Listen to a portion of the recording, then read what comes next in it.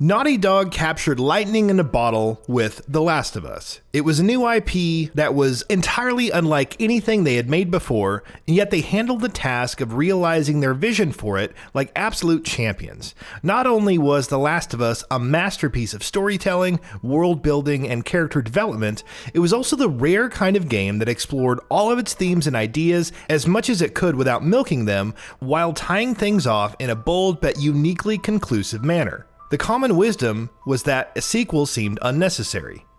Most other developers in their position would have opted for a rather boring approach to making a sequel to such a game, delivering something that capitalized on what made the first game so good and avoid taking any unnecessary risks, and by and large, audiences would have been happy with such an approach. But Naughty Dog have very clearly made The Last of Us Part 2 because they wanted to make it, not because they thought it would sell or because they wanted to exploit the first game's ridiculous popularity. The Last of Us Part 2 isn't afraid to take risks, it's averse to just doing things its predecessor already did, and it has so much to say. That's what makes it Naughty Dog's greatest game to date.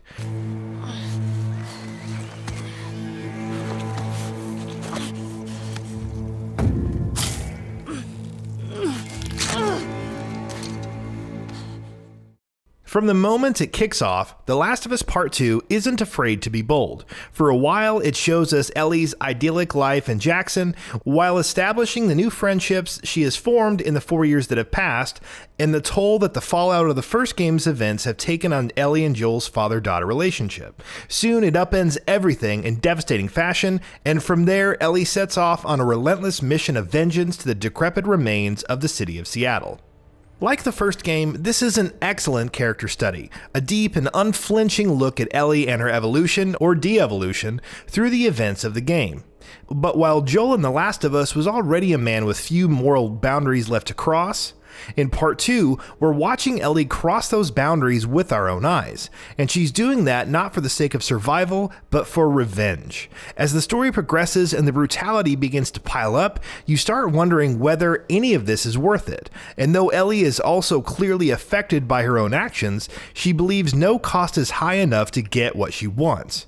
Moments where the consequences of Ellie's rage-fueled actions present themselves hit incredibly hard, and keep ramping up in intensity. Part 2's unflinching violence goes hand in hand with a thoroughly complex look at the morality of Ellie's actions, and those of the people she's working against, establishing very effectively the fact that in this world, there are no good guys and bad guys. For the sake of avoiding spoilers, I can't talk too much about how the game does that, but I can say this one thing. Many stories across media have tried to represent both sides of a brutal conflict in a bid to make audiences feel conflicted about who's right and who isn't, but very few have done it as well as The Last of Us Part 2 does. All of this, of course, is built on the strong foundation of an incredible cast of characters, which features a good mix of returning favorites and new faces, all of whom are brought to life by typically excellent acting performances and strong writing that always knows just how much to say and what needs to be left unsaid. The Last of Us Part 2 story is larger in scope than its predecessor was, but it doesn't forget where its greatest strengths are supposed to lie, in the characters and the relationships they forge with each other. While The Last of Us Part 2's storytelling ambitions are hell-bent on turning the tables on the first game, in terms of game design, it's very much an iterative sequel. It takes the intense stealth action of its predecessor and builds upon it in smart and excellent ways. The biggest improvement it makes is to the level design, which stands as perhaps one of the game's greatest strengths. From combat arenas to the exploration-focused areas connecting them, The Last of Us Part 2 is much larger than its predecessor. It's not an open world, obviously, but it always knows just how much freedom to give to players. Exploration is also deeply engaging because it relies on more than just covering vast swaths of nothingness to pick up resources. Ellie's expanded movement options, which allow her to jump, crawl, squeeze through gaps, use ropes, break windows, and more, make every environment a joy to explore. Smart little puzzles peppered throughout these locations challenge you to find ways into areas that seem inaccessible by using those new movement options, and the rewards for doing so are always worth it. Whether that's collectibles and training manuals to unlock new upgrade trees for Ellie, or valuable resources and notes that add new meaning to the game's world and backstory. Combat and stealth also benefit greatly from Ellie's expanded moveset and the larger level design.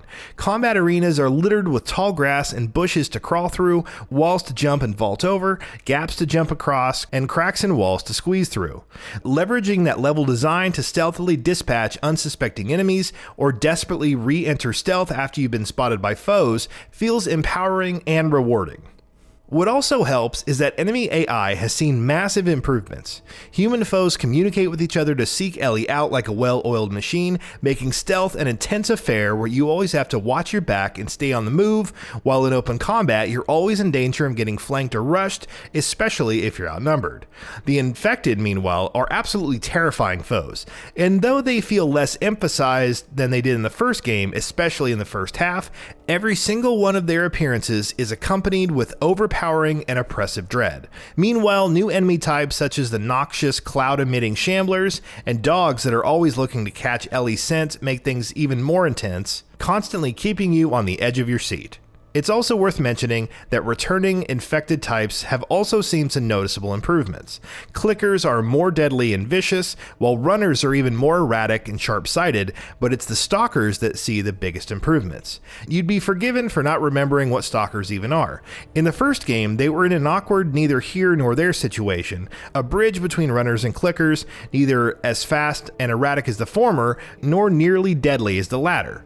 In The Last of Us Part 2, they carve out an entirely new and terrifying identity for themselves, hiding in the shadows and in dark corners, and true to their name, jumping out at you when you least expect it. The Stalkers are perfectly representative of the much more potent brand of horror The Last of Us Part 2 proudly delivers. Coming up against a pack of the infected will always make you sweat, and the atmospheric and expertly crafted decayed environments these encounters take place in contribute to that sense of dread greatly. Making smart use of your resources in these encounters, or even when you come up against human enemies, always feels crucial, thanks to a deadly combination of how vulnerable the game always makes you feel and how effectively it builds up the atmosphere. The Last of Us Part 2, much like its predecessor, strikes the perfect balance between making it seem like you're running low on everything and yet have just enough to scrape through. Progression has also been fine-tuned and feels much more rewarding than it did in the first game. There are just enough upgrade options for Ellie's arsenal of weapons and Ellie herself to make you feel like you have control over how she progresses, and tailoring her to fit your ideal playstyle can be done much more effectively. From a visual perspective, it's no surprise that The Last of Us Part 2 is a stunning achievement. After years of watching Naughty Dog games achieve incredible visual fidelity, you'd think we would have hit a point of diminishing returns by now, but that's not the case at all. The Last of Us Part 2 is stuffed full of tiny little details that breathe so much life into its world and characters, the animations are silky smooth to the point of looking like they're scripted, and the art design brings the post-apocalyptic world of The Last of Us to life expertly yet again. From the haunting beauty of the overgrown urban cityscapes, to the snow-covered mountains of Jackson, to the flooded and decrepit remains of Seattle. For a long time after The Last of Us came out, many wondered whether a sequel needed to exist. The answer is a conclusive yes. Not only does it need to exist, it deserves to. With The Last of Us Part 2, Naughty Dog have crafted yet another masterpiece of storytelling and game design that will be remembered for years to come. With The Last of Us Part 2, they have captured lightning in a bottle again.